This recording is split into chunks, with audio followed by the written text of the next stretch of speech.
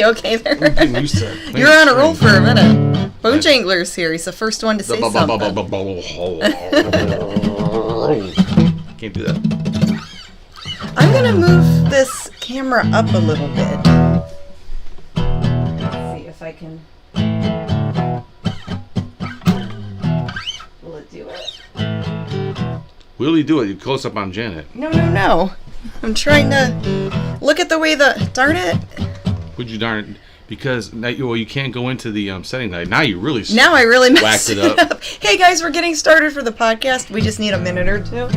I totally goofed this. Tilt it down. You should have left it. It was fine. Well, what was wrong with You it? look at the screen and Can you manually tilt it without snapping it? Yeah. Oh boy. That's all wrong. Hold on.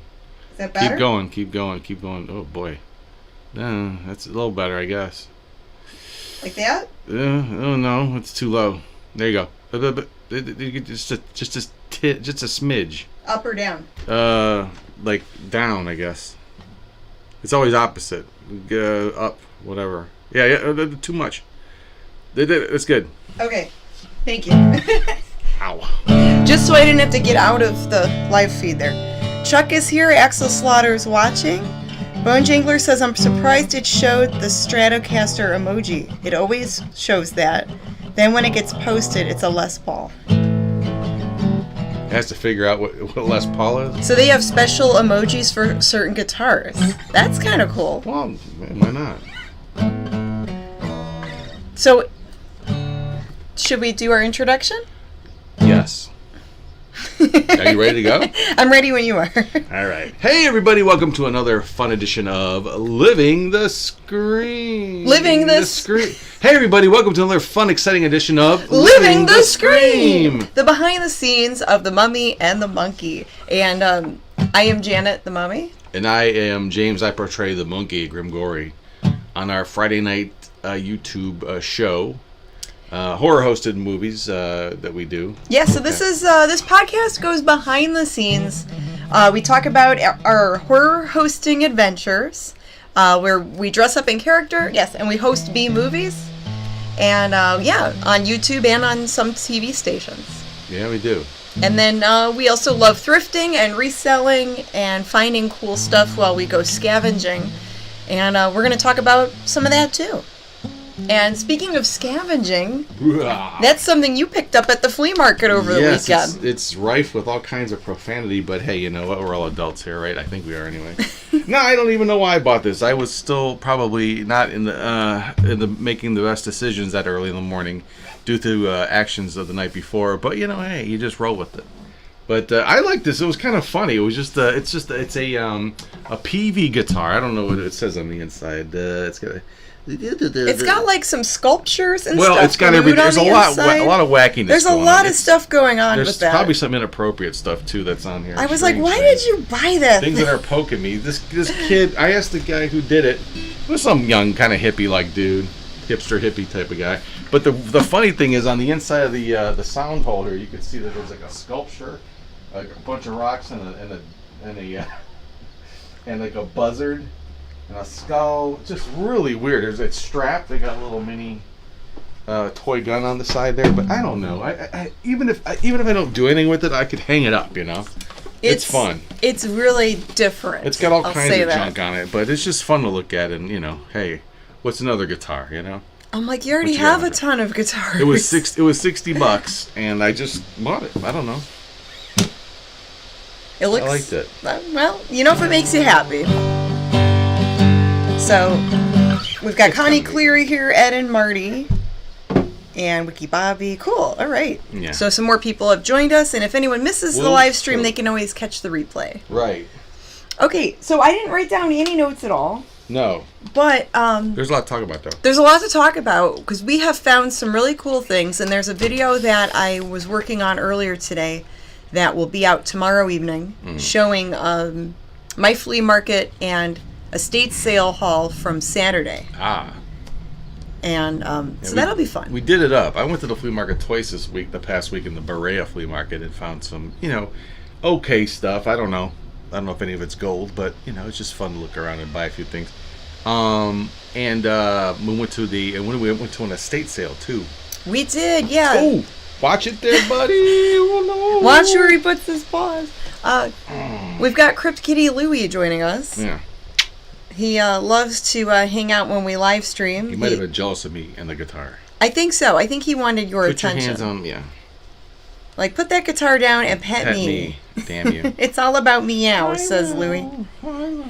Okay, so yeah, we went to an estate sale, a couple yard sales, a flea market, both Saturday and Sunday. In between, you know, and then like later in the afternoon, we were like doing house stuff, cleaning and painting. The stuff nobody cares about. Yeah, all that grown-up stuff that we keep putting on. That everyone has to do. Yeah. Let's talk about the more fun stuff. Okay, so it was a great kickoff to the season because we thought it was going to rain all weekend. Yes. And it was beautiful. They kept saying rain, rain in the forecast. Yeah, you know. But the weather was beautiful. It didn't rain. Well, if it did, it rained at night. It didn't rain at all during the day. Right.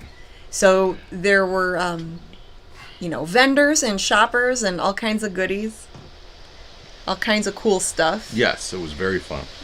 And it's supposed to rain this weekend, too. They say. That's what they say. But we'll see how that goes. We'll play it by ear. And we have a place we can go if that happens. So we're covered either way if we want to actually go out and get more junk.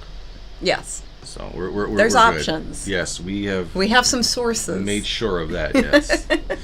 That's right. We know who's not home, basically. And, well, when they're not, we'll just shop their house. No, I'm kidding. No, not those kind of options. And it's all above board, all legit. And I have had some good sales the past couple weeks because we haven't done a podcast in like 2 or 3 weeks. I know. It's been a minute. Yeah, shame on us. Yeah. Some jewelry pieces, costume jewelry, some like good things, some vintage things that have sold. So, you know, the sales are steady for Eddie right now, and I'm cool with that. Not me. There's something going on. I have not been able to list consistently. That's my problem right now. Yeah, you have to like feed the eBay beast where if you consistently list things throughout the week or are active on there throughout the week, it'll see that the algorithm sees it and the algorithm can kiss my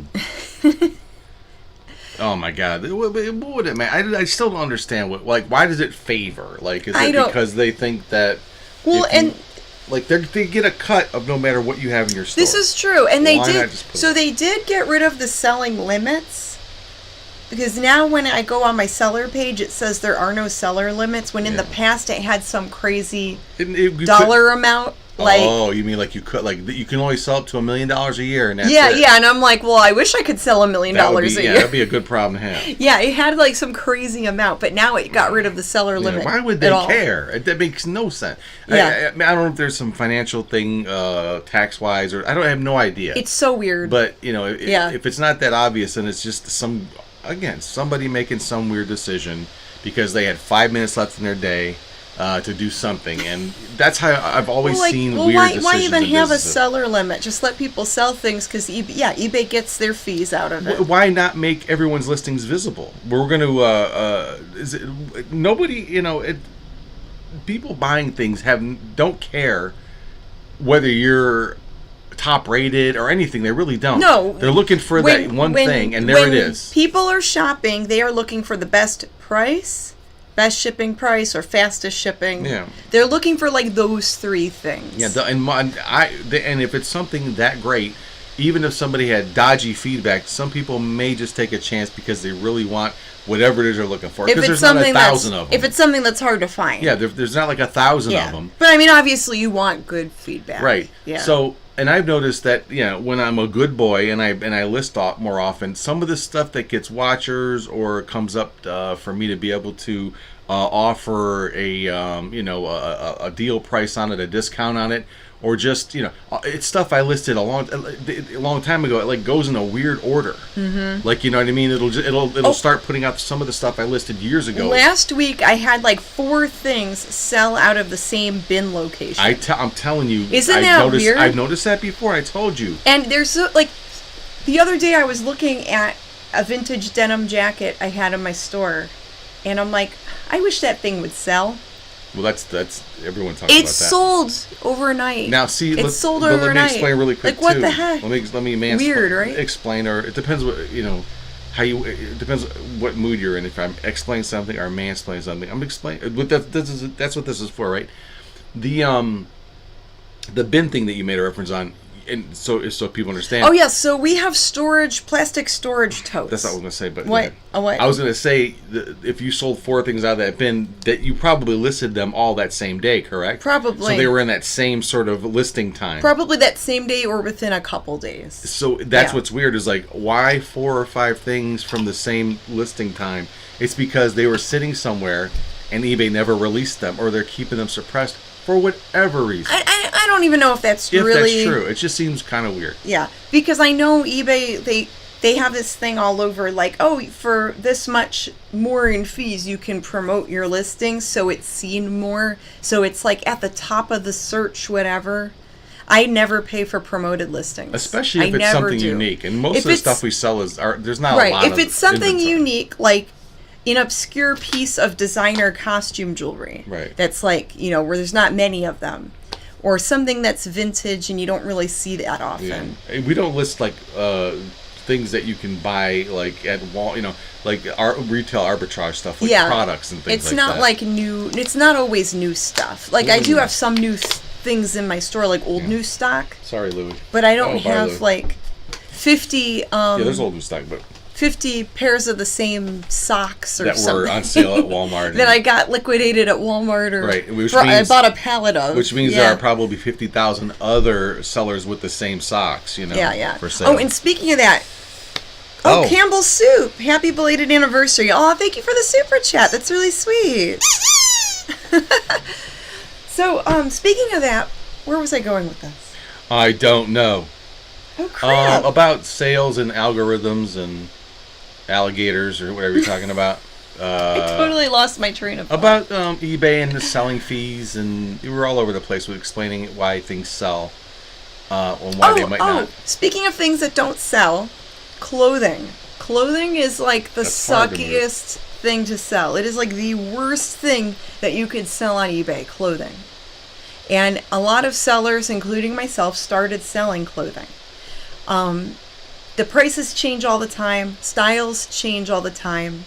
Sizing and then is the worst sizing part. is bad because you get the most returns from clothing because usually something doesn't fit the person right. No matter if you measured or not. Whether you measured it, your best. And I would measure everything. And I have a bunch of clothes that have been sitting in my store for a long time that aren't selling.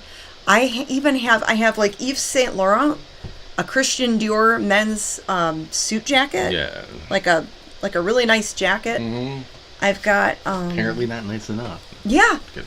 I think I have a Christian Dior like ladies dress, ladies pantsuit. I think because it's like, and I know it's dressier clothing and it just sits. So a lot of it I marked down really cheap just to get rid of it. Clothing is almost a point of sale type of purchase because you want to try it on, you want to see how it looks on you. Mm-hmm. And I think that's what makes it tougher. Unless it's something popular like a band T-shirt. Yeah, most people like like to buy clothes in person. Yeah, to try them on. It's a more, but people make a good living off of doing it on eBay. But they can. You got to know exactly what you're doing. But I know how to take pictures and it's not measure. I'm not maybe focus on just that. Maybe it's like Ronnie Hart. Yeah, maybe it's like the stuff that I have isn't on trend. Maybe it's not fashionable or sought after. Because, like the dressy clothes, like who dresses up anymore? Well, a lot of people wear casual and then you can stuff, there's just the running stuff like that. One time I think you sold a jacket or a dress and someone returned it like a week later. And it looked like it had some kind of food on it, like they wore it to whatever they wanted to wear it to, and then returned it. It was a John Varvatos. It was a really nice really nice men's jacket, like a dressy blazer type of thing. I think they bought it, wore it to a party, and then returned it after the party was done. Because you got 30 days. It's like, come on. It was like they were loaning it out or something. Yeah, I think it smelled like cigarettes. It was something weird going on with it. It was like... You could definitely tell it was worn, and then they sent it back. Yeah, it was gross. They were done with it. And people do that all the time in regular stores. They'll buy something, wear it, and then return it when they're done with it because it was just a one-off thing. That's crappy. A $75 jacket or whatever that they didn't want to keep. But yeah, it is very crappy, and it's bad for stores and really bad for small, like eBay sellers. Yeah, so I mean, I don't really pursue clothes to resell anymore, sometimes a pair of shoes or a lady's handbag, jewelry stuff, or a hat. You know, like accessories, but not like pants, shirts, jackets. It's just too tough to sell. Oh, happy May Day. Oh, happy May Day, Yes, Chuck. it is. Thank you, Chuck, May for the Day. super chat. Bojangler says like they rented it. Yeah, that's totally the what they mentality. did. And it's sad when that happens. Yeah. You know, we've had all the scams so far. Yeah. You know, everything from returning something after they've obviously worn it, or not returning what they were supposed to return. Or they send you something back completely different. Just either that or just damage beyond belief. You know, just like it wasn't anything that could possibly have happened But during delivery. It's very rare. Like we Yeah. are usually. Most of the time, our customers are very nice. Oh my gosh, it's You know. we still should put together like a little. Out of the hundreds or thing thousands of things we sell every It's year, incredible, yeah. What it does, and a lot of most people are happy with what they buy. Yeah, Yeah. yeah, and it's always nice to get a message like that too. It's really cool to get like, you know, I love this thing. Thank you so much for. I didn't make it. I just found it and sold it to you. But I'm happy. I'm happy you're happy. You're welcome. Yeah. So I did mark down some of my clothes that I want to get out of here because it's taking up a lot of room. Yeah. I still send offers on things to try to get things moving. And oh, Bargains is here. Bargain Barons. Oh, well, you have the bubble print, right? Grandma. You didn't bring Grandma? Well, she's in the video tomorrow. Yeah, but we're here now. Yeah, but she's in the video tomorrow. I'll show her off tomorrow. All right. Whoop. Down guitar. Yeah, there's a cool antique thing that we did pick up recently at the flea market, and it will be in a video tomorrow. And I think it's something that if the Bargain Barons saw it, they would totally buy it. And the price was right. Mm-hmm. But it'll be in tomorrow's video. We are hosting a movie this Friday, and we're going to talk about The Mummy and the Monkey in a little while. What? But first, let's discuss some show and tell. Show and tell. Let's do some show and tell. Time for show and tell. So, Time for show and tell. It's time for show and tell. It's time for show and tell. It's time for show and tell. there you go. We had a little kumbaya moment there. Where did the other guy go? He rolled away somewhere. It's not in the video tomorrow? No. So these are not in the video tomorrow. Oh, the other, it was, Show and it was tell. on the float. Oh, I found him. Okay. I found them. So do you guys remember Hawaiian Punch? The 7 kinds of fruit in Hawaiian punch. I've got a little punchy, little juice cup, sippy cup there, How and about a this? little pineapple. I have those in my eBay store What's right his now. name? Punchy, right? Because Punchy. Punch you right in the Punch you right where. bazooka, right- right in the face, right in the snoot. Yeah. Punchy. 7 kinds of fruit in Hawaiian. The 7 Punch. kinds of fruit in Hawaiian punch. He had a voice like that. Yeah, something like that. So that would be cute for someone who has a tiki bar or like a fun man cave, or if they like to decorate with retro kitschy things. This is an extra set that we're parting with, and I put it on eBay. How about a nice Hawaiian punch? Sure. Almost like Suros. And then these are really cute. And those are fresh out the kitchen. Yes, I was going through some of our kitschy decor and decided to part with some of it. Mm-hmm. So these are chalkware pieces. Pizzas. Pieces, Wow. chalkware fish. Everyone had those like in their bathroom back in the day. It's a little fish couple. I sold a black one that had like gold bubbles coming out of it, like 50s ones a little bit ago. They're super cute. Yeah. And they're made by Miller Studio. They're dated 1969. I wonder how many people. Those are old as me. I wonder how many people that they saw poop. Probably lots. We're watching you poop. Put those above your toilet. Oh boy. So yeah, those are in the eBay store right now. They're easy to hang. They have little hooks on the back. But yeah, they are made out of chalkware, so they're a little breakable. And they're small enough that they won't hurt that bad when they hit you in the head when they fall off the wall. Oh gosh. You hope they don't fall off You're the pinching wall. a loaf and then Oh my goodness. you get bonked in the head. And then a couple weeks ago during the last podcast, I shared a granny square blanket, and a viewer did buy that granny square blanket. Get ready to sell the next one. So here's another granny square. I found another one. It's raining Granny Square blankets. Well, I haven't found any more. I found 2 in the past I was couple exaggerating. weeks. So here is another granny square blanket. Woo. Let me see it. Turn around. That's nice. Hey. That's really nice. I know what you're trying to do there. And you did it. So You're welcome. So there it is, a nice granny square blanket. And that would look great on the back of your couch. It has that great retro look. It's super cute. That's available in the eBay store right now. And let's check out some comments. Yeah, so I was just reading a little bit since I can. Ricky Bobby Sonia says, glad we caught you live. Lots of good info and ideas. Oh. Kev Thulu says, I have a fishy bathroom and I was born in 69. Well, there you go. I think you need these in your life. Same here. I mean, here, let's do a close-up of those. I mean, look how freaking cute those are. You're too close. You're just like... Too close? Yeah, that's perfect. Yeah, look how cute those are. Now turn around and show me again. No, stop it. You perv. Okay. You another one. Love the color, says Axel. What did I find out and about? Lots of dumb stuff. Yeah, do you want to show some things? Sure. And then Ed says my mom used to make those blankets. Everyone's mom used to Everyone's make them. mom or grandma used to make those. That's how sexually frustrated they all were back. Campbell's Soup says I make those blankets or used to. Oh, how cool. Did you hear what I said? Don't repeat that. I was joking. Don't repeat that. That was a joke. Okay. Anyway. This is a joke show. Anyway, what's that? I found this Star Wars episode 4, Laserdisc. Y'all remember Laserdiscs, right? I think these are okay resell wise.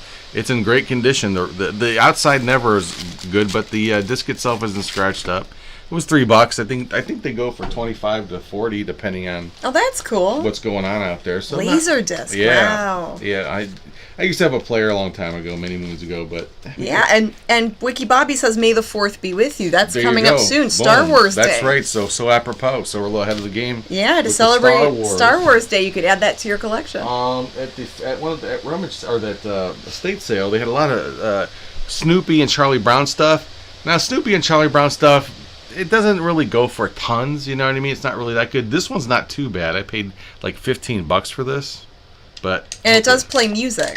And it's made out of wood. Yes. It's a Snoopy as the Red Baron, or fighting the Red Baron. He's the World War I fighting ace. Yes. He's got kind of like a mean-looking face on him. He's cute. And it's made in Japan, I believe. Yeah, it's made in Japan. I think this is 69 as well, 68 or 69. And it's all wood. It's kind of neat. And I think I bought 15. I think they sell for like 30 or 40, or depending again on what's going on. So is that in your shop right now? Not yet. Not yet. Very Okay. soon. It will be in the store soon. And from that same place, I'm trying to put that down gently.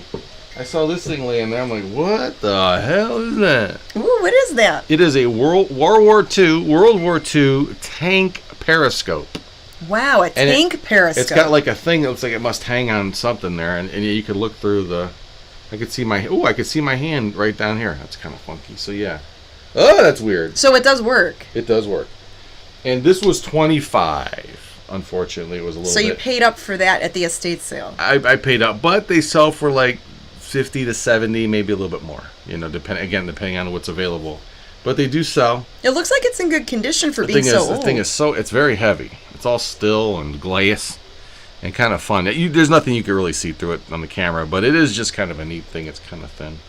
And it's kind of cool. Periscope M6. Made by Honeywell. It's stamped 1943. So yeah, that was probably used during that time. Yeah, pretty cool stuff. That's awesome. There we go, and that's that. So something that we picked up today. So we Herpes. went. No. Ew. I hope not. Ew. We take that. For my toilet seat. No. Stop it. Ow. So we went out and got some lunch, and then we stopped at a nearby Goodwill, and we were looking through like the electronics and gadget aisle, and usually there's nothing there. But I'm looking at this thing. Nothing there? I'm like, what the heck is this thing? And I'm looking at it, and I'm like, It's looking at you. It is. So this is the first time I've ever found one like this. I had a larger one when I had the brick and mortar shop. It was like a floor lamp that had the domes on it.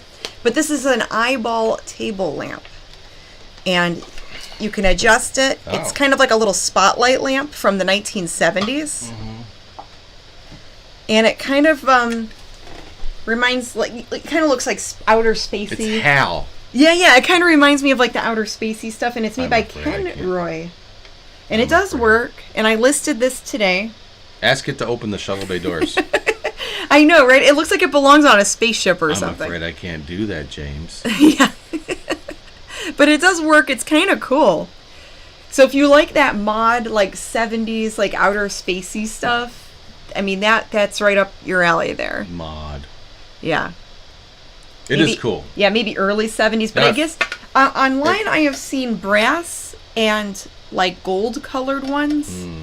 This is all white. So I thought that was different. Because, yeah, the other ones were like brassy or gold in color. But an all white one looks even more outer spacey to me. That's pretty neat. Yeah, so that is available. Well, at first you thought it was going to be almost $200. Like, Well, there was another website that had a really high asking price, but when I did some research on eBay through TerraPeak, it's not that pricey. yeah, and But it was still worth picking up. We went to a Savers the other day because now that I'm 55, I was getting there. I guess people just didn't care. Before I was, a year before I turned 55, I was getting the discount anyway. But on Tuesdays at Savers here anyway in Cleveland, they have a 30% off day for senior citizens and anyone over 55. Whatever. Did you find anything there? You know what I found? I found. I didn't find anything. I found a cane and a used bottle of Geritol, and some those socks. Those those kind of those. What did you really find? I found. Jesus. No, I found a cash register, and it's pink. It's like a hot pink color. I think Casio made it. But it was now. So it's like a Barbie pink cash register. Even pinker than that. Like it's pink. Like pink flamingo pink. Dark hot pink. Anyway, but it's a Casio, and I'm thinking, and they wanted $70 for it. So less my 30, whatever that would be, Mm-hmm. But the reason I bought it was that it did work. It had the keys to it, which when I looked up comps on eBay, some would sell for like $50 without keys, without the register key, Oh. the locking, the drawer key. But this one has the key. This one has it has the instructions. everything is in there. We tested it it's an at open the box. thrift Yes, shop. we rang It up does work. And I saw one sold, an open box, and that's what this kind of is, an open box, for $200 sold. Well, there you go. So you're paying up for it, but you might be able to make at least a little over $100 to make on it. something on it. Yeah, Mm-hmm. if I could get $175 for it, I'll be shocked. But sometimes I wish it was a dollar thing I found that I could sell for $200, but sometimes you got to pay up a little bit to try to make it, and especially if you find a recent comp. Yeah, like if you see that one sold recently, then might as well. and you have the key, you have the original box, the instructions, it's in good shape. Yeah. Might as well just go for the gusto and. Yeah, because that same thrift shop had, they wanted $10 for it, which is a fair price, but it was really beat up. It was an old school manual typewriter. All the keys were sticking. The case smelled like mildew. That was a gold one, right? It was cool looking. It just needed way too much work. Yeah. I didn't want to. What do they want for that? $10. Oh. Because they knew it was beat to Yeah, but crap. but the mildew part's hard to get over. You'd have to have it sit out in the sun with baking soda and really clean it down. You put too much work into it. It's too much work, and the work. It. For someone who's a collector and they like to restore things, that's a great price, and they could fix it up and have this cool old typewriter. For someone who likes to flip items that they thrift, it wouldn't be good for me because it would be way too much time putting into it. Yeah, you could have been out finding stuff that's like. Well, tell everybody your little victory the other day. You could talk about that, right? Which one? It was that little piece you found. Was it at Savers? I forget where you found it. The one the little. Or no, was it a flea market? I think it was a flea market. It was the flea market. It was a dollar. It was a piece of costume jewelry. Well, I didn't really. What? It was You a can't piece. talk about It that was one? a piece of well, we're already talking about it now. Sorry. It was a piece of costume jewelry that was marked "Made in West Germany," and it had a really cool design on it with like rhinestones and fake gemstones, and it was from probably the early '60s. It was in really good shape. All the stones were intact, and I didn't really I just thought it looked cool, so I grabbed it for $1. Sometimes I'll do that with costume jewelry. I'll take a gamble on it, and then I've got my little pile of costume jewelry that I can research later on. Well, this one that I researched I was able to sell it for $140. No, I think it went for $139. Like quickly. And it sold like the next day. Because Crazy. there were other sellers asking $199 for this same necklace. And I priced mine lower to try to be competitive since I only paid $1 for it. And it moved quick. Yeah, my only thing there's a bunch of cool stuff, but one of the ones that I'll never forget, crazy sale, $1 into an insane amount, as far as the ROI goes on that, was that from the same flea market, it was a ceramic painter's palette from an old I remember that. art supply store it's been out of business for decades.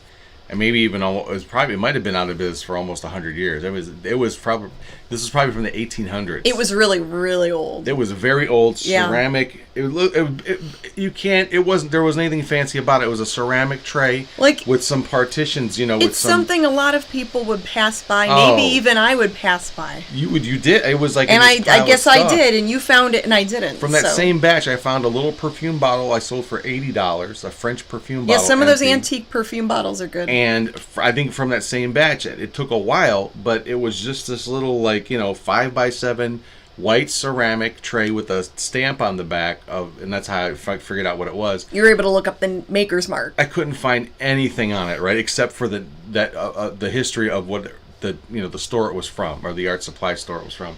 I put it up for like $350. It sold for $350. And it was to some museum, I think in New York. Ooh, it was probably worth more. But I couldn't comp it because you were I had having trouble nothing finding on it. anything about it. How do I? So I just said that, and that's. But you a paid technique, you paid right? what, $1 for it? $1 for it, and you're like, sure, whatever. And it's like it took. I think it took a year or two, or about a year or two to sell. But when it came through, I was like, Well, that's shipped like it, never heard you anything. found a tiny little. It was a leather notebook. Oh, a quarter I paid. Like 50 a little cents leather, like a pocket notebook, little folder thing, and it was marked Gucci. Yeah, it had to be from the 30s. And it was all leather, marked Gucci. It was beautiful. It was monogrammed to boot. And you paid 50 cents for it. And it sold for $250. Something like that, yeah. For a vintage little Gucci leather thing. And it was because it was vintage Gucci. Was it worth more? I don't know. And what do I care? I mean, it wasn't worth $10,000 or $20,000, or was it? I'll never know. Yeah, but it's you made that sale and you've moved on. Couldn't believe it. And those are the sales are the killer ones, because you're like, oh, they're gonna hate it, or it's gonna get broken, or they're gonna return it. Those things you never hear about. It's this $5 thing. This was not what I expected. This white, it's not as white as it looked like in the $10 pair of jeans. And this doesn't fit my butt right. And I'm not saying your $5 isn't worth anything at all, but it's just interesting. But it seems like the higher end pieces we don't get returns on. Oh my God, the ones we're most worried about. The people who are paying up for them know what they want.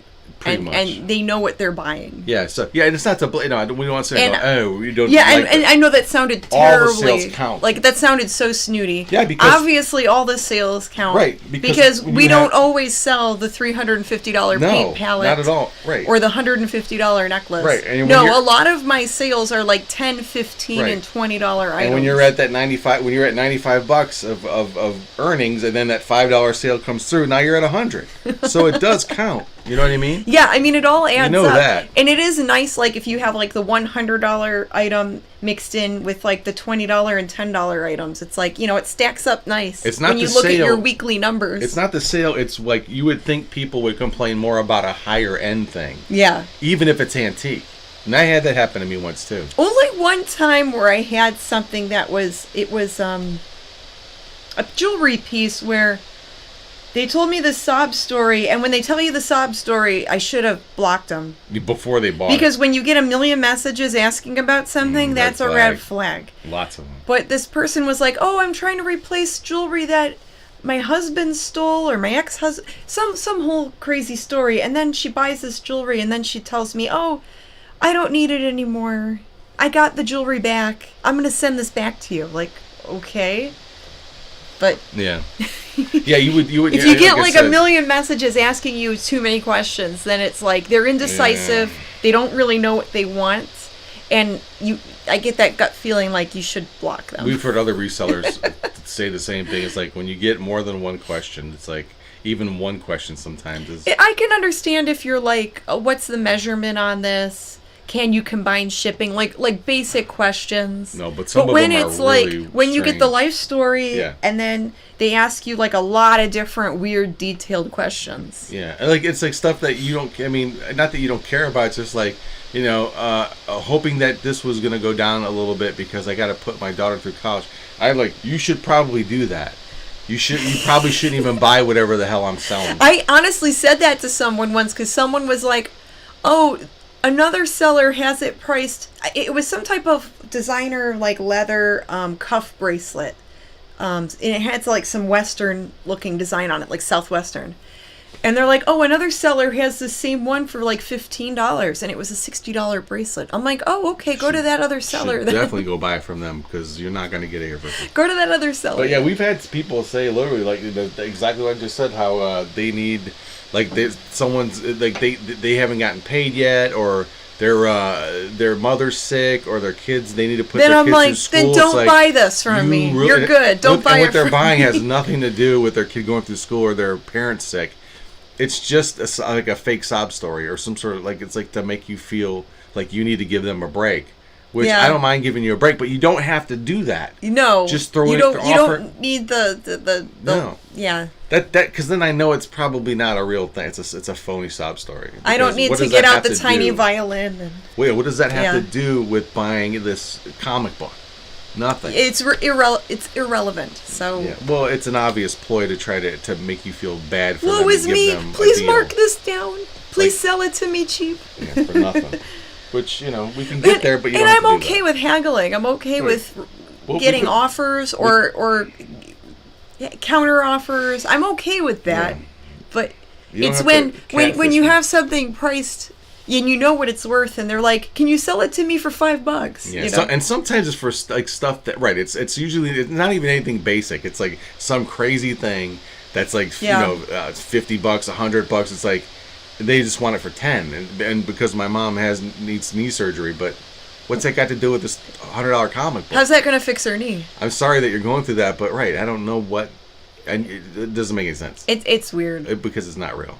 Yeah. Anyway, Anyways, so I ramble. we're done with that tangent. but So that's what this is about. eBay is it's steady, and we're really happy. The weather is finally warmed up. It's feeling like summertime now. Just like a week or two ago, we had some cold, rainy, almost snowy weather. Kind of off and on, and it's now we have the air conditioner on. Now it's air conditioner season. Amanda Childers is complimenting on you on something. I guess you sold her a red wallet. Oh, I love the red wallet I bought from you on eBay. Thank you, Miss Amanda. Yeah, sometimes like ladies' wallets and purses I like to put on eBay. Yeah, they're easy to steal, and they sell quickly. Oh, stop it. I find a lot of them, and certain styles and Well- stuff. I think, oh, well, that's kind of cool. Maybe someone else might think it's cool in my We store. were at the thrift store recently, and I remember that cart of them came out. I'm like, Janet, and you ran right. You're like, thank you. There wasn't anything there, but at least I how got do you to know? look. You don't know. You don't know till you had look. You had first dibs, and that's Yeah. what it's all about. You don't know it till you I look. think they got you super glue. I can see super glue stains on it. Marty's in love with your guitar. He keeps commenting on it. He says, I'm going to let him know that PV is my name and belonging to Marty is my game. He wants to buy this thing, but I don't know. I don't know. It's kind of growing on me. I bought it. It's got like a little mini fake captain in there. All kinds of weird stickers. Yeah, it's got all kinds of stuff on here. Metal pins and. The butler did it. Says I'm down to Friday, even though it's Thursday. Look at that. It's buffalo. actually Wednesday, right? Yeah, it's Wednesday. Today's Wednesday. Depending on what time. Maybe in another country it might be that. Yeah. Look at this buffalo. Did you see this buffalo pin? Is it nothing? You think it's just metal? Well, it's glued on there, so I can't do anything with it. Well, it could pop off. It's probably just pewter. I don't think it's silver. Let me smell it. Ooh, it is pewter. Bone Jangler says you told me 2 left socks. Talking about the customers. Well, Yeah. I heard you had 2 left feet. Ricky Bobby Sonia says I saw that lamp in Clockwork Orange. Oh yeah, maybe. Yeah, that does remind me of Clockwork Orange a little bit, or like what's the movie with Hal? No. What's the name of that?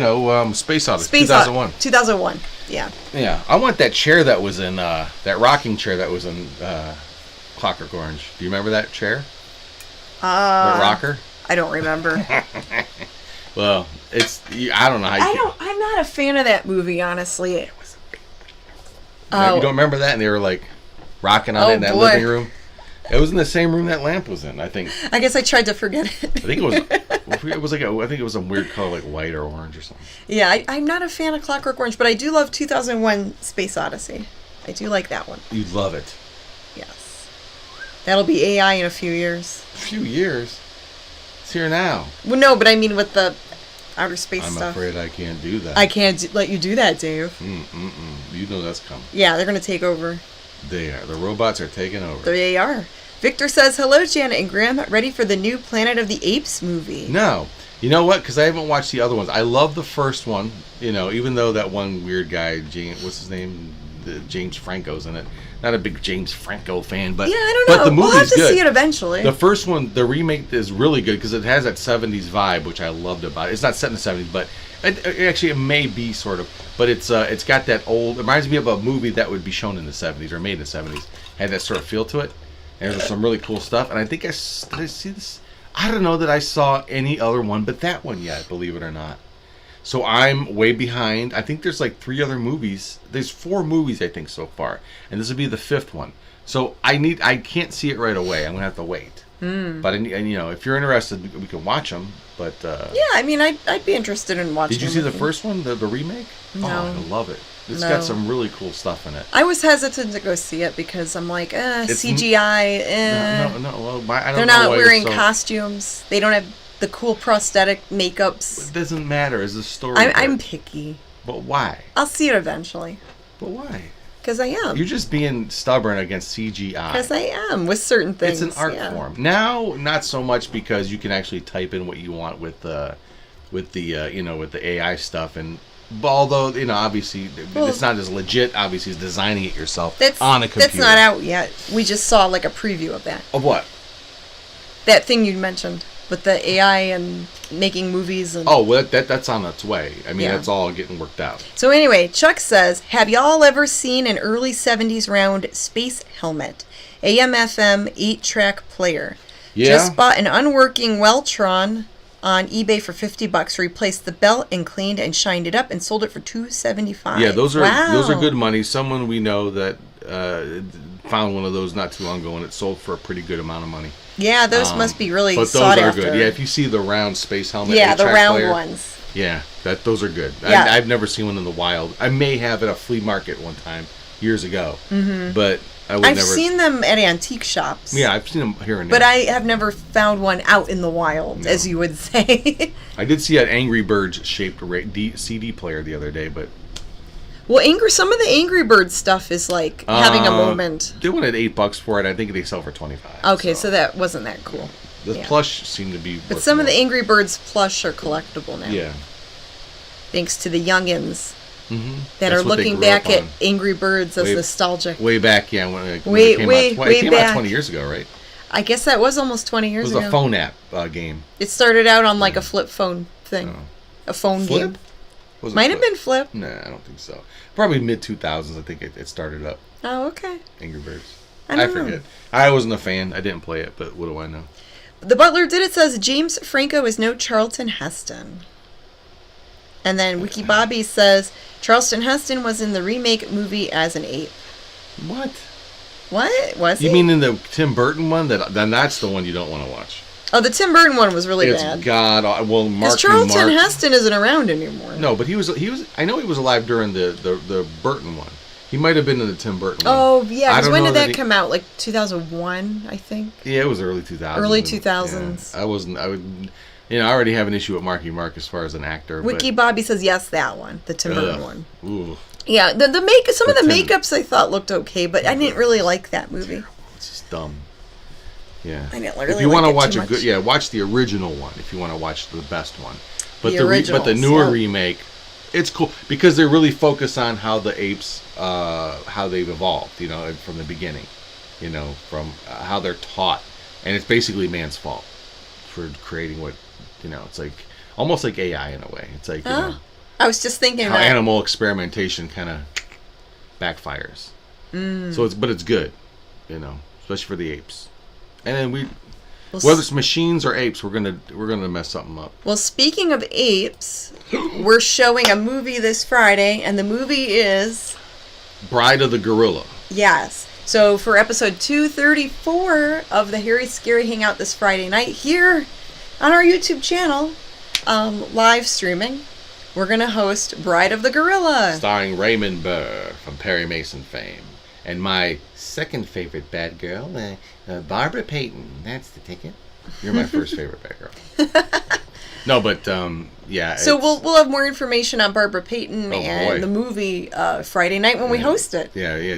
Get the kids out of the room. Ooh. We won't go that far into. Yeah, her. don't go. Into too many details. We won't go that far into her. Into her past. Oh into my her life. goodness! I didn't mean it. I didn't say that. Sure. It just came out of my mouth. And then Amanda says, "All right, hope James has fixed it up." Of course, it's got. Come on, of course So it is. we haven't hosted it in 2 years, so It's ready to go. I was go. asking you earlier that you should look it over again and see if you can add in a few more sounds. I will. I'll probably take a few more liberties with it because I just like change it up a little bit. Mm-hmm. Not that anybody would remember, but I'll know. but yeah, Raymond Burr thinks he's turning into an ape. Is he turning into an ape? Who knows? Oh, and Lone Chaney's in it as well. Lone Chaney Jr. Lone Chaney? Lone Chaney. I heard somebody say that before. Like the Lone Ranger? The Lone Chaney. It's Lon Chaney. I know. Lone Chaney. Starring Bella Lugosi and and Lone Chaney Jr. People mispronouncing things. Oh, there goes my chapstick. I don't know. So again, we're being snooty. We're excited about hosting a show this Friday. Are we switching gears to Mummy Monkey? Yeah, we are. Okay. If you haven't noticed. I noticed. I'm just making it official. Changing gears. You're good with the eBay. Okay. We're talking about Mummy and the Monkey. We're done talking about granny squares and retro lamps. Goofy guitars. And goofy guitars. And so yeah, this Friday, new episode. Next Friday, no new episode. What? Because next Saturday, we're going to have a one-day appearance. We will be at CosCon. It's a cosplay-oriented one-day convention. And it's where's this at? Grafton, Ohio. Okay. And what are the hours? I think 10 to 6. Okay, good. And they're going to have food trucks. And I think they're going to have a cosplay contest. And the Star Trekkers will be there. The Federation, the Cleveland Star Trek Club. They will have 2 tables set up there, and they're going to have the captain's chair there. So you can get a picture in the captain's chair. Hey, just as long as there's time for Daytime Dungeon. That's all I care about. We could probably make it back in time. We'll see. We'll make it back in time to watch the I can always catch the replay Tuesday, but my Saturday nights can't change. Next Saturday, May 11th. And then the Akron Comic-Con people will be there too. Yeah. There's a lot of comic book people that'll be there. The Cleveland Ghostbusters, they'll also be there. With the Ecto Mini. Oh. They've got that Mini Cooper, the Ecto Mini. We're very familiar with it. So that'll be awesome. So I think it's going to be a lot of fun. A lot of people dressed up as characters and. Well, it's CosCon. They better dress up. They better not be the only ones there. So we'll be there set up, with some of our Mummy Monkey swag. Damn. Dressed as our OC original characters. Yes. Who are you supposed to be? OC cosplay. They'll understand it. See, we'll be amongst people who. We know a little bit of the lingo. We'll understand what we're doing. We can talk a little nerdy with them. What game are you from? What anime is that? Fortnite? No. Fork Knife. It's the Mummy and the Monkey. Here. Is that a game or a? Sure, it's a show. Watch it.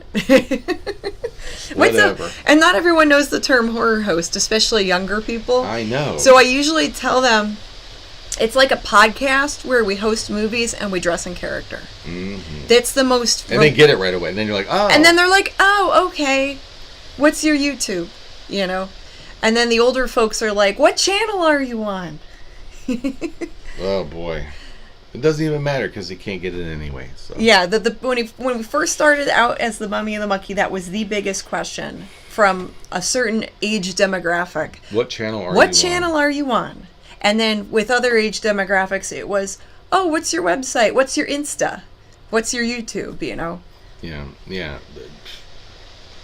Again, it took a while for it to legitimize in people's minds that streaming internet shows are just as legitimate as a network show You know, mainly because of the viewers. I mean, there are people that get millions of views on some of their content on YouTube, which is huge. Oh, yeah. Which is just as valid as any TV show. It can be, yes. Network show. Totally. There's a bunch of comments here. Go ahead. Ricky Bobby Sonia says, Burr plays a lot of good psychos in film noir. Who do?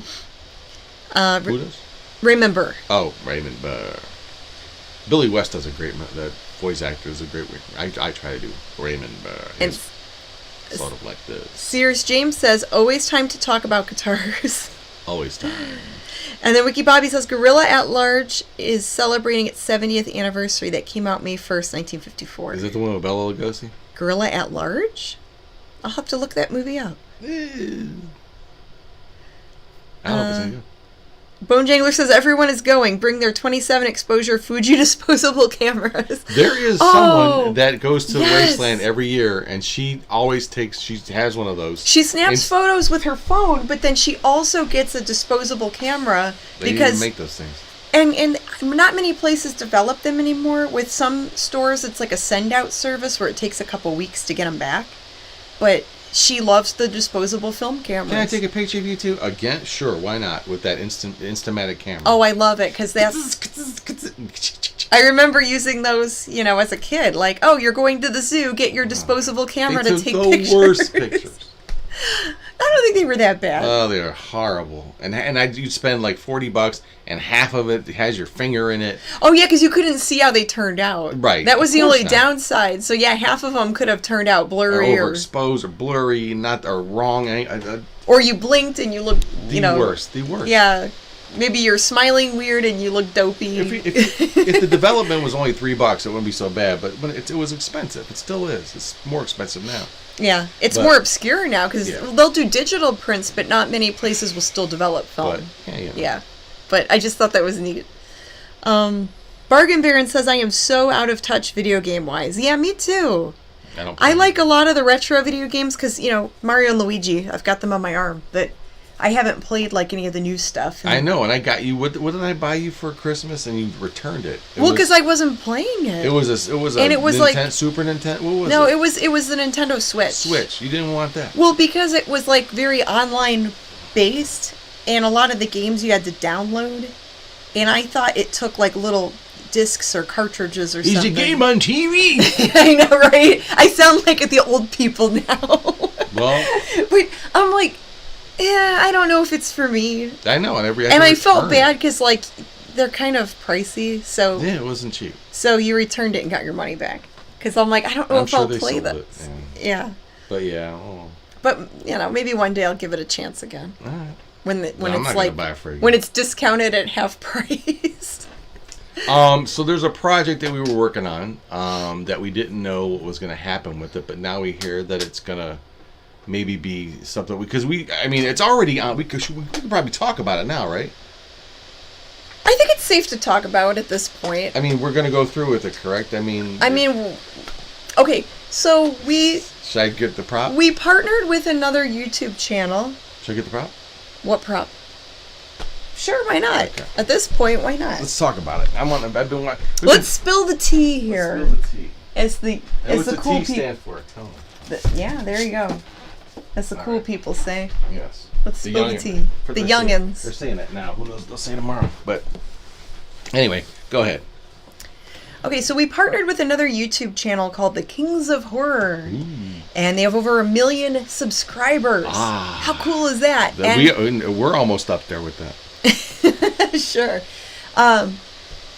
They get the digital rights to play indie horror films and other horror movies. So they have a huge library of movies that are available to host. And we agreed to have a separate show on their channel as part of the Chopping Block horror hosted program that they're going to do once a month. Where once a month they'll have a double feature hosted by 2 horror hosts. Right. Or 2 horror hosted shows. Now, so we are part of the Chopping Block programming, and every month there will be 2 hosts. So I think we're on maybe every other month. I'm not sure how that. We need to talk to the parties that be this week about how it's going to go down. There was some delays. Oh, because there was some stuff going on behind the scenes Right. where we never heard back. Like a month went by and we didn't hear anything. But you know, because stuff I think happens. in their head they were going to eventually do something, but it just wasn't relayed to us what that was. Yeah, so Like what the status of it was, because we shot one episode, we put it all together. we sent them the videos, and we need to probably read. We probably have to talk resend everything. That's fine. Yeah. But the first episode's in the can, and I don't know if we can talk about the movie. Don't mention the movie. But it's a great movie, which one we've showed here in the past, but we can't show it anymore because we don't have digital rights to show it. It is not a public domain movie. No. And we didn't know. I know a lot of people think it might be if you heard the title. And the second one we're showing definitely is not a public domain movie. No. The handful of movies... It involves a DC Comics character, I can say that. The handful of movies we did pick are definitely not public domain. These are movies that the channel has the rights to show. They have digital streaming They rights. have digital streaming rights. Right. So it's cool that we will get to be hosting... We will be hosting some movies that we normally couldn't show on our own channel. Right, and it's The Mummy and the Monkey, but it's The Mummy and the Monkey in a more scripted thing, going back to the first way we were doing our shows. Yeah. And we came up with an idea that Janet and Grimm are still in their studio, but and they're going to debut this show on the Kings of Horror. But it gets a little things go wacky when they unleash. Or come in contact with a book Janet had for a long time. And the name of the show is The Mummy and the Monkey's Tome of Terror. And here's the prop I put together for it. Here's the book, the magical book that houses the soul of a genie. That's the... a djinn. A djinn, yes, a genie. And there's a whole spiel on that. Well, don't tell everything. I'm not. I can't. You've already said too much. I didn't. But, yeah, so each episode will be affected by this genie in the tome or the book, the big old. So we'll see how it goes. So. And that's all we could say for now. We don't have any other info until we talk to the powers that be. I know. And, see, Louis wants to get in. Yeah. We see how it goes, and Louis wants you to hold him again. Come on, little buddy. Oh, there's comments here. I know. See what they say. Donna has a Nintendo Switch and plays Animal Crossing. Bargain Baron says Karen loves Lego games, so we do have Switch, and I have lots of physical games. Like cards, but they're not good at it. Laughy face. Yeah. Animal Crossing is cute. I remember playing that for the GameCube. Louis wants up.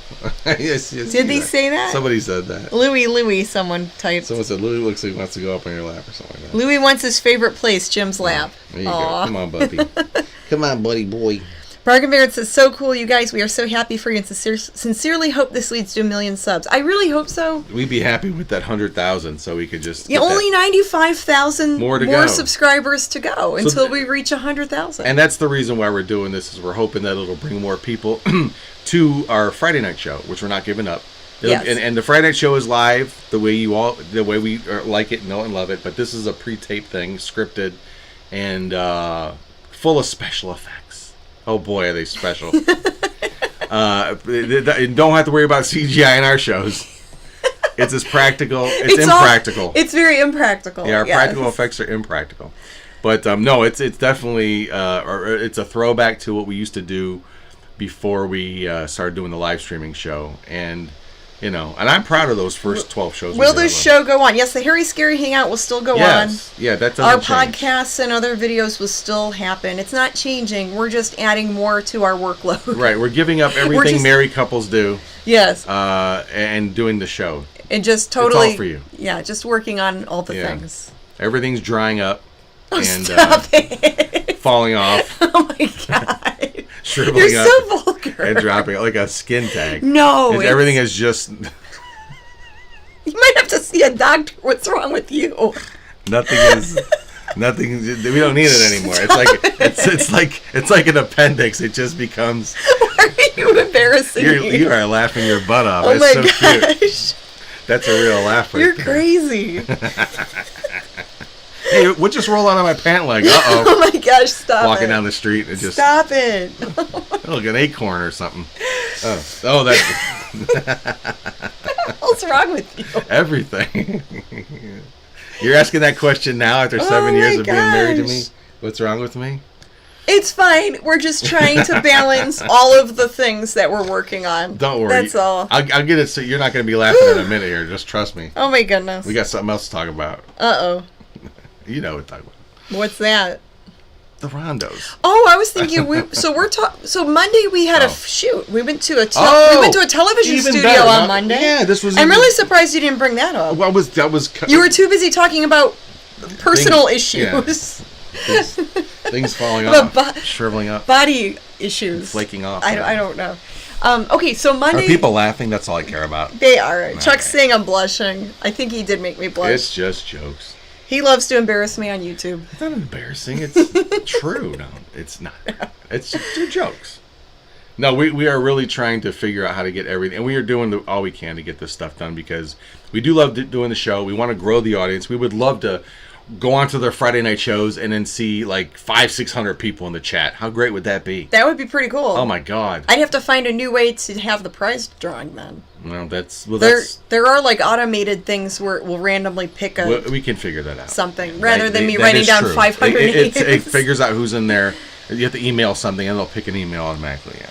So okay, Monday we went to a television studio. Yes, an official television studio. An official TV studio, the PBS Western Reserve Studio in Kent, Ohio, where we were invited. We were invited out by the Chardon Polka Band. Hi-yo! Shout out to Jake Cowie and the Chardon Polka Band. Thank you. The Chardon Polka Band. They're awesome. Their music is awesome. Super nice dudes. Super entertaining. And they were filming episodes for The World According to Polka, their mini-series that they have on PBS. And they were filming their Halloween episode. So we got to be a part of their Halloween special. Yes. And a bigger part than I thought. We were definitely going to do this, really quick segment introducing one of the polka-themed songs, Halloween songs they were going to do. And it just turned into us being on the set and ad-libbing stuff and coming up, interacting with some other guests that they had. So we were on there for a couple segments, and the other guests they have were super cool. Yeah. The one dude, Michael Weber. With one B. Very good musician. An amazing guitarist. Yes. He does a version of Maggot Brain by, bless you, Funkadelic, that it's pretty much the same thing as, it's on point. Mm-hmm. It's crazy. And this kid's very cool. I think he's in his mid-20s. He's still a kid. But a young dude that is very good with music. He's super talented. He plays all kinds of instruments. He does a lot of gigs in Akron. He was on a talent show hosted by I forget his name, but the guy that does Ridiculousness. Oh, so it was like an MTV show. There was another. I forget what it was called. If you go on if you look up Mike Weber, the Mike Weber Show on YouTube, I think it's that first video you can watch. It's like the end of that show he's on. And it was between him and a guy that was like a bartender that could flip bottles around and stuff. Like Tom Cruise cocktails type of guy. And he's playing Maggot Brain, the Maggot Brain solo. If you don't know what Maggot Brain is, there's this thing called Google. There's the group Funkadelic, that turned into Parliament Funkadelic, George Clinton. Well, they did some crazy stuff in the late 60s or 70s, like rock, weird funk rock stuff. And Maggot Brain's an instrumental. It's like 10 minutes long. It's amazing. It's so heavy wah-wah pedal and Hendrixy like guitar stuff. It's crazy if you ever heard it. But this kid does it on point, and he wins the contest. Not to give anything away, but it's just a clip at the end of that show. But he won a trophy and everything. Cool. So, that was a real Monday fun day. Oh my God! Because it was like a special thing. It got even better. And it got even better because after all that was done. After we wrapped up there, then we visited the Fergusons. Yeah, our buddies Bob and Pat Ferguson. And they were grilling and chilling outside, and we were joining them. Yep. They invited us over, and that was just a nice way to end the day. It was perfect. It was a perfect day, and the weather was gorgeous. Mm-hmm. So it was a nice, nice grill and chill type of moment with them. And we'll do it all again very soon. Mm-hmm. So that was good. Yeah, so things got better, So Monday was really cool. So now it's just trying to plan everything for the rest of the week and get some stuff done. And Louis sniffing the book, the tome. He's really chill. He's like all sprawled out on your lap there. Yeah, it was funny because when I had the idea for this, I wanted to do a whole thing one day about the Tome of Terror. The issue with it was we knew we wanted to do the show, and we didn't want to do the show. We wanted to do the show. We didn't want to do the show. I was like, well, what are we going to do? We're just going to sit there and host a movie? We got to do more than that. I need a premise. If we're going to do a scripted show, I need to be able to write around something. And Yes. I need a premise, you know. And it was one of those weird things where I just woke up one morning and it was in my head, you know. The Mummy and the Monkey's Tome of Terror. I don't know. It just popped into my head. I'm like, oh, like a book, like some sort of magic book, you know. And I'm like, well, you're like, what is this? What are you talking about? Like, how are you going to make this thing? I'm like, don't worry. That same day, I went to the thrift store by myself. You found that. I didn't find this. Well, I found you found a cardboard book. It's a wooden book. It had wooden? It had the Last Supper on it. It was like some kind of. It's like a storage. It probably held a Bible, or you could put your Bible in it. Yeah, or something. maybe it is. But they make these. You can find. It's at like a craft storage stores. box. A lot of craft stores sell them. But it had a leather But it's sort of book texture. shaped. Yeah. So I went out and just bought. We went to the craft store and I bought a bunch of acrylic paint, and I painted the thing blue. I wanted it to be cartoonish. I kind of thinking like Doctor Strange. Kind of like over the top. Marvel I got this eye is a custom printed and then acrylic eye. I found a girl on Facebook that makes this kind of stuff. Wow. Or on Facebook on eBay. eBay. And I ordered it from her. And you know, and so but all these little pieces, parts are some are metal, some are plastic from jewelry. This was from an old. These are big metal like lion hinge things I got from that was it a magazine rack? I think it was all an old brass. It was a beat up magazine rack. Yeah, I'm like, that had like these brass accent things. Yeah, so if you want to get a closer look Yeah, at why the don't phone. you Vanna it over there? Is that close enough? That looks fabulous. And tilt it down a little? Like down and then yeah, there you go. And then the other way? That's right. Yeah, there you go. Yeah, so that's it. You'll see more of that. Cliff is on the show as well. Get more Cliff Jablonski in that show. But yeah, so we want to do our own thing. We've got lots of characters and lots of stories to tell on our own, and we just thought it would be fun to have something. Every movie is whatever the theme of the movie is, it affects us via the tome. The tome casts some magical hijinks, and we have to deal with it. So, and hopefully you'll like it. It's involved in the story, and it's just a little bit of something extra to try to do. More work we're piling on to try to do something with this other channel. Yeah, and again, it's to build up our YouTube channel because we've been doing this we were 234 episodes, and we've been the Mummy and the Monkey for 10 years, and we only have 5,000 subscribers to our YouTube channel. We were trying to figure out how to grow this thing. Yes. Other than just word of mouth, I don't know what we're doing wrong. I think it's funny because some of the shorts that I put on our channel have a lot more views than our live streams, and I'm like, wow, maybe we're doing this wrong. So we're trying to look at who's setting the bar. Creature Features, right? They have 300,000 subscribers. 300,000, and they host horror movies, B movies. Yes. And they do it a different way. I think they spend money and get the digital rights to show stuff that people are familiar with. Mm-hmm. So hey, not Day of the Triffids, but Trilogy of Terror. Anything, who knows what the movies are, and they've gotten some interesting movies. They have Gargoyles, which is not public domain. Maybe one day for us we can get better access to movies. So to me, that is we would have to look into what that would entail, model. And that's the model. Whatever they're doing, why can't if we could replicate that a third of that? There's no reason why we can't. Because if 300,000 people really are subscribing to them, that means there's an audience for this stuff. We just have to tap into that. We'll just sort it out. Is it the movies? Is it the probably characters? The movies and the characters? Maybe our characters. It's probably both. Our characters suck, I guess. I don't know. I don't know. Bargain Baron says lots of our shorts get more views than our long form vlogs too. Yeah, it's an attention span thing. Yeah, I'm noticing that with videos in general. If you're just scrolling on your phone, you're watching quick video clips. You're not necessarily listening to an hour-long podcast. Or a 2-hour-long. Or a 2-hour-long movie show. But maybe... According to Creature Features, they are. Or somebody's subscribing to it. Yes. 300,000 plus. They're doing something right. So, some people are really good with the long-form content. Others, not so much. So, unless everyone that's doing horror hosting on YouTube had low subscribers but high views, and their views are pretty good too for their movies, like in the 50 to 60,000 views. A lot of views. So that's at least a third of who subscribe, and that makes total sense. I could see that. Yeah, they even have their own Roku channel and stuff. Well, that's right. They do, and their production quality is really good. It shouldn't have to matter. It has to do with content, and it's how likable. entertaining is it? It's entertaining. It's likable. They're cool. I think there are some eBay people that you wouldn't even think about their quality of their production. It's whatever makes them popular. You know? Well, of course, you want it to be entertaining first and foremost. Yes. But then when someone puts, you could tell they put in, like maybe they have their own studio, maybe they upgraded their camera, and you see those little differences. That's not why I watch something. Well, and that's not necessarily why you watch something, but it's nice to see, like, on Uncle, top of them being entertaining. Give me Uncle Gregory it's all like day. the whole package if you're, like, doing all the things and Uncle it looks Gregory. nice and it's entertaining. Yeah, like So. like Uncle Gregory is a horror host that did like a handful of shows back in the day, and I love his. I wish that guy was still making shows. I don't care. Yeah, I wonder what happened to him. It's his. It's Uncle his character. Gregory? Uncle Gregory's show. He reminded me of like a Zachary dude. Now in color.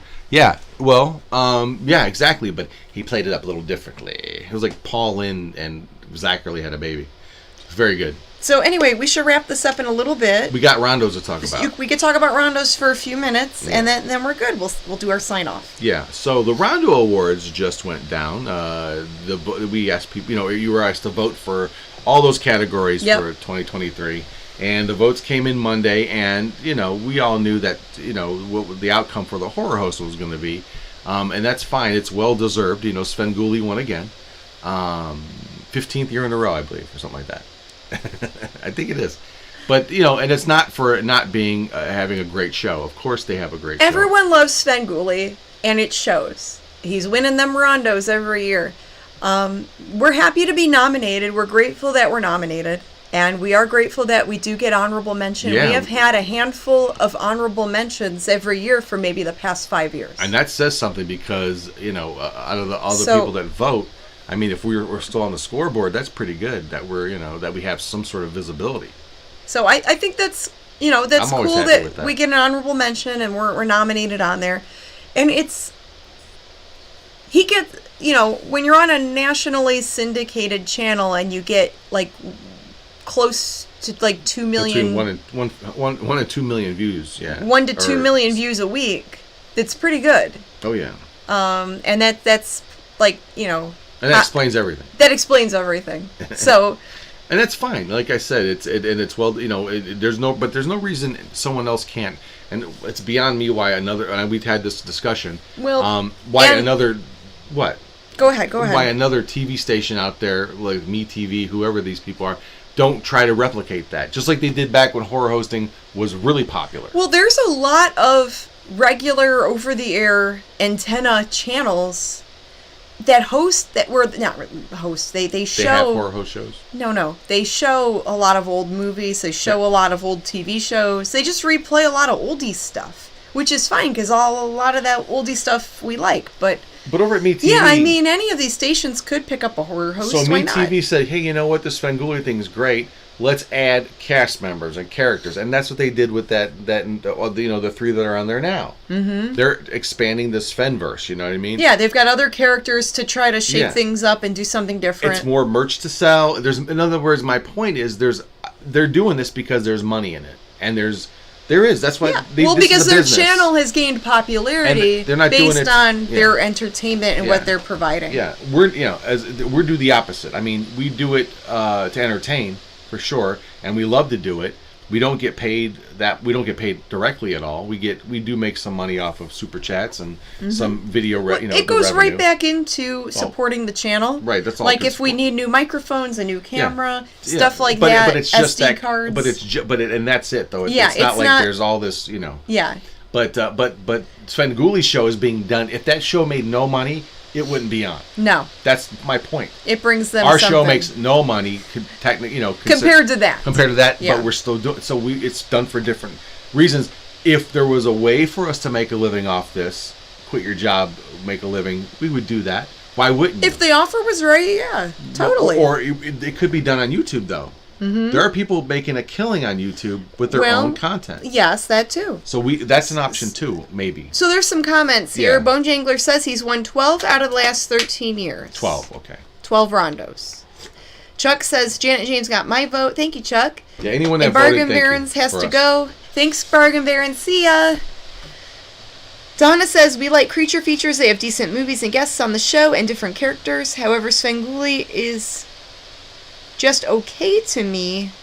Too many commercials and they cut up the movies. Well, so that's her opinion. A lot of people have different opinions on it. But yeah, but it isn't first and foremost a business. That's a television business, and that's what But that's what I'm saying. So it has nothing to do with us. I'm saying in general, like you would think some other TV thing out there would go, hey, look, this Svengoolie thing's making a ton of money. Yeah. Are they just sort of like leery, like it's a one-off, and you can?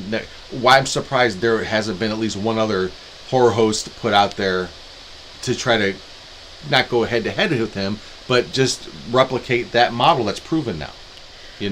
I'm surprised that if there I can't speak for those other networks, so I don't know.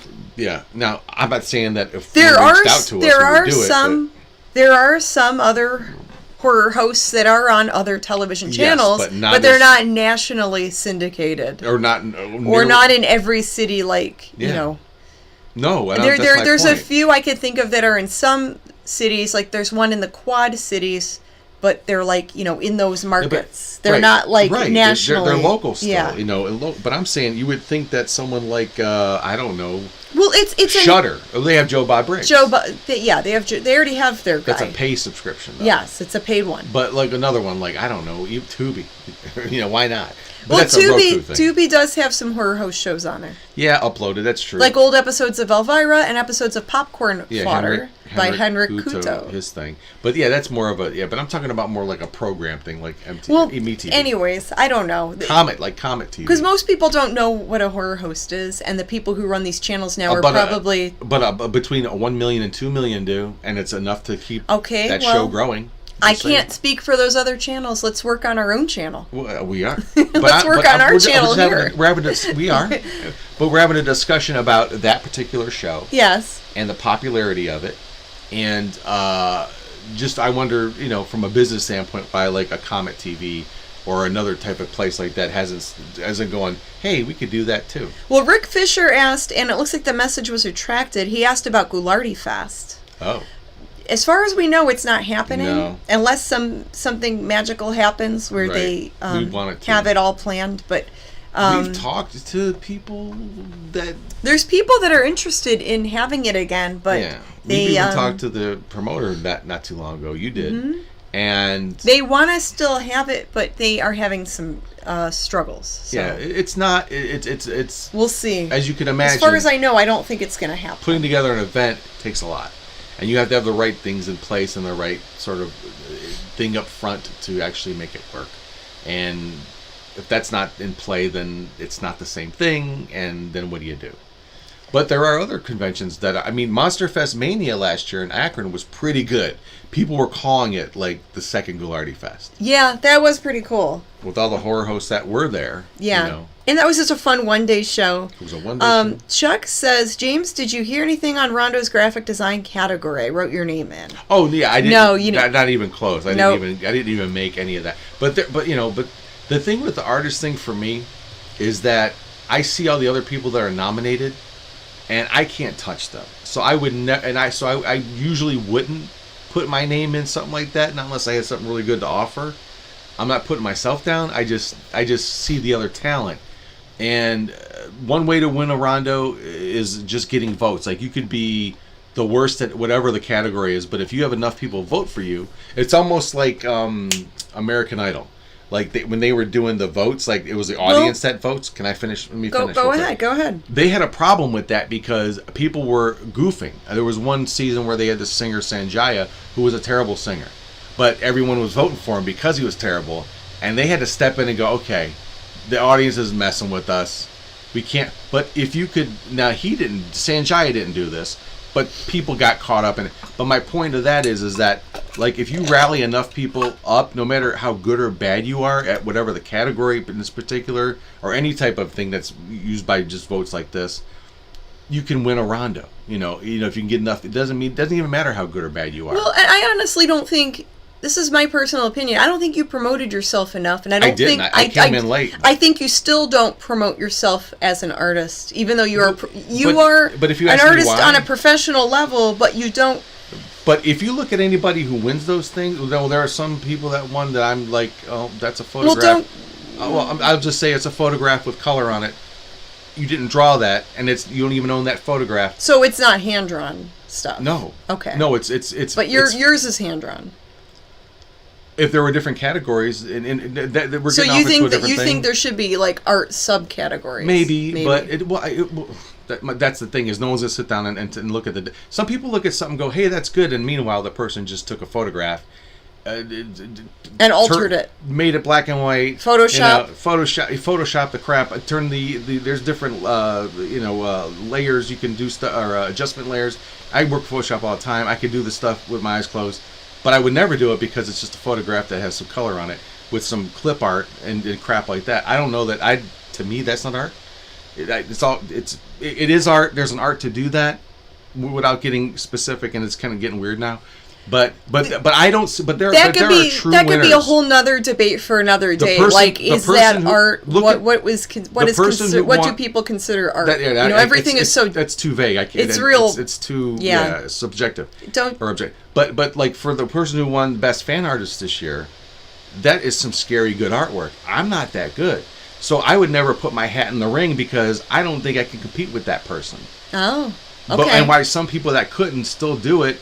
To me, it's a little bit of a like it's just posturing. In other words, that's why I never did it because I don't think I'm as good as some of the people that are like I would nominate 10 other artists I know before I would even put myself in there. Oh, okay. Because I don't think I'm that good as them. Well then. But some people just don't care and they'll just throw their name in the ring just to do it. Alrighty then. And then, rally for votes and you can still win. There's some more comments here. So, John Suter says, I'm really surprised that Sammy Terry hasn't been nominated, especially with the many years that he's been on the air. Well, Sammy Terry isn't... His son hosts movies now, but Sammy Terry isn't on anymore. So, I don't know... I guess people could vote for him and nominate him post-mortem, We're talking about the son, though, right?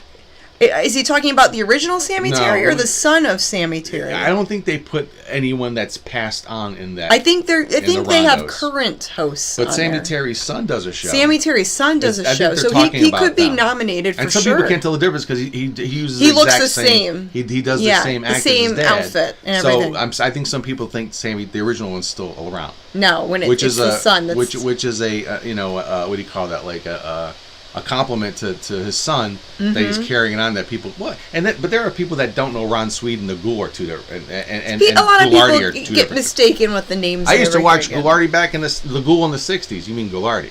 Yeah. People get the names mixed up. I watched Goulardi in the '80s. And when he came back, no, you watched the Ghoul. Donna says the excellent part of your show would be the sound effects. That's awesome, and most others don't do it aside from the son of Ghoul. That makes a bad movie really fun. Well, thank you, Donna. And I just that's our homage to anyone that's put sound effects in movies. I didn't invent that. Ricky Bobby Sonia says, to be honest, we don't give a care about horror hosts outside of the Cleveland area. Yeah, you should though. I think you should. There's a lot of good ones outside of awesome Cleveland. Horror. Oh my god. Yeah, there's a lot of good ones, and I think they're worth a watch. Oh my god, and that's what I love about the horror host genre is that there's so many good horror hosts out there. Yeah, and every proclivity, every gender, and you name it. It's like it's amazing. It's like Sears James says Creature Features loves The Mummy and the Monkey. Vincent said it on one of the shows a few months ago. You should try to work something out on being on it. Yes, we need to get our butts out there. That means we have to actually. It's a possibility. Fly out there one day. We will. We would love to go visit them. Yeah, we love them. And visit the studio, and that would be amazing. Maybe we've talked to them before. Amanda says, I agree, Donna, in reading the comments, everyone adds to the fun. And Bone Jangler says, Sammy Terry's son is nominated every year. Yes. Okay, so maybe John didn't know. Yeah, I'm sure he's on that. He's got to be because his YouTube thing gets a lot of the shows that they do. Was like once a month or so. Yeah. Whenever they do them, they get a lot of. They get they get a ton of views, and I think they stream. Was it on Facebook or Twitch or something? I thought it was both. I thought it was Facebook and Twitch. I thought Twitch they use now, but the show looks great. Yeah, I've heard nothing but good things. A lot of people love it. The son of Sam Terry, that's what he calls himself. But I mean, so who knows? I mean, congratulations to anyone that won and the runners ups and the honorable mentions. It all counts to me. Because we're doing this because we love to do it, And yeah, you know, I want to go on. I don't care who wins the stuff. It's just nice to be a part of it. It's cool. We made the Hall of Fame. I mean, to even achieve that is an achievement. So Yeah, we're I grateful think for so. that. And Creature Features did get an honorable mention. That's true too. Vincent, Tangela, and Livingston. Yeah. They mentioned all three of their names, And which we were is in nice. that same sentence, so you know that same thing. We got an honorable mention with our Creature nice. Features friends. We love Creature Features. We're in good company. Oh, and the funny thing is that you made a comment, or not a comment, but you congratulated everybody. You congratulated Svengoolie, and Rich Coase, who plays Svengoolie, commented on your post. It's like, you know, basically there's been some talk, and David Colton, who runs the thing, he's heard it all so far. Even Svengoolie, Rich Coase was like, "Hey man, why don't you just take me out of the running? I'm good." And David's like, "No," and that's fine. That's his. So, it's his. whatever. He runs the show, so he gets to do what he wants. That's and between fine. those two, I guess. Right, and there's been mentions of subcategories, like can there be like indie horror hosts? But you know what we got? We have That no one's got. the coveted Rondo Award. The Ronda, not duh. Ronda. Yeah. John, was it John Rogers? Who did the? You remember his name all the I'm time. trying to remember. I think it's John He Rogers. didn't sign his work. Son of a. I thought he had this signed. It's Rondo Hatton's, stepsister. It's the Ronda. Yeah, a fan made that for us, and he gave us a Ronda Award, which is a one of a kind. He also sent us some other little paintings and artworks, cool and stuff. they're all those other ones are signed. I kept thinking this one was signed. Yeah. But we cherish this forever. We'll always love this. So that's something that is.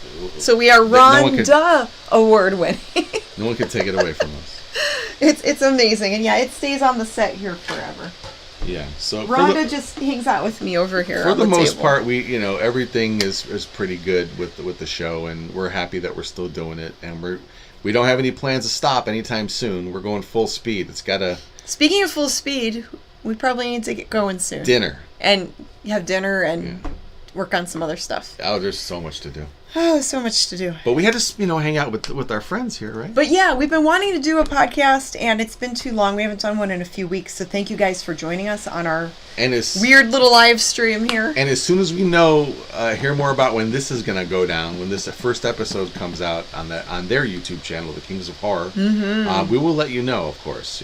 They've already dropped the first installment of the chopping block, last Friday? It was last Friday. It was Mr. Lobo and the Dean of the Dead. Yeah. He's like a zombie guy? Yeah, so the idea is it's like a double feature of horror hosts on I think Friday and Saturday night they're going to do it. No, it was Saturday. I'm sorry. It was last Saturday they did it. Yeah, so Mr. Lobo showed The Last Man on Earth, and Dean of the Dead showed The Night of the Living Dead.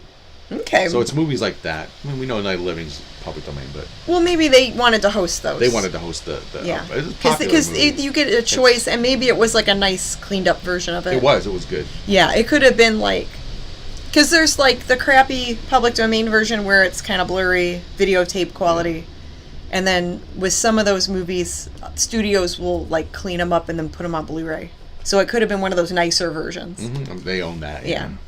So yeah, the Mummy and the Monkey's Tome of Terror coming soon to a YouTube near you. Well, thank you guys. If you like hearing us ramble on about all kinds of different topics here, and if you like James embarrassing me on the live stream, give the video a like. It's just for fun. And click the subscribe button and click the little bell next to subscribe. So that way you'll get a notification on your phone or your tablet or whatever. That way when we go live like this or upload a video, you'll be the first out there to be notified. You can also join the channel for $2.99 a month. You can be a channel membership, a monster member. And I need to upload a new video for the monster members. We'll have to find something fun. Yes, you do it. Do what? Upload a member of the video. Upload a video. What should I upload? I don't know. We'll figure it out. We'll find something. All right, everybody. Thank you so much for tuning in to the Mummy and the Monkeys, living the screen behind the scenes. And we'll see you next time. All right. Bye, guys. Mwah. See ya.